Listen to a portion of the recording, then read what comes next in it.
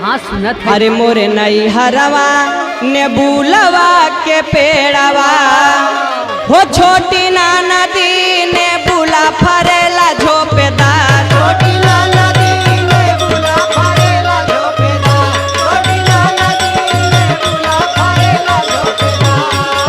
हो छोटी ना नदी छोटी ना नदी छोटी ना नदी छोटी ना नदी छोटी ना नदी ने बुला फरेला झोपेदार। छोटी ना नदी ने बुला फरेला झोपेदार। छोटी ना नदी ने बुला फरेला झोपेदार।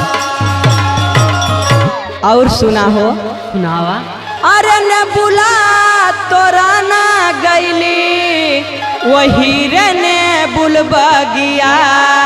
अच्छा अरे ने बुला तोरा न गईली वही रे ने बुलबगिया।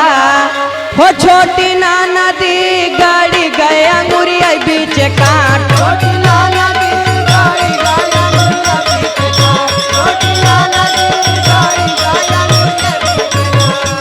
ओ छोटी ना नदी छोटी ना नदी छोटी ना नदी छोटी ना नदी छोटी ना नदी गाड़ी गए अंगुरिया बीच काट। छोटी ना नदी गाड़ी गया मुर्गा बीच काट। छोटी ना नदी गाड़ी गया मुर्गा बीच काट।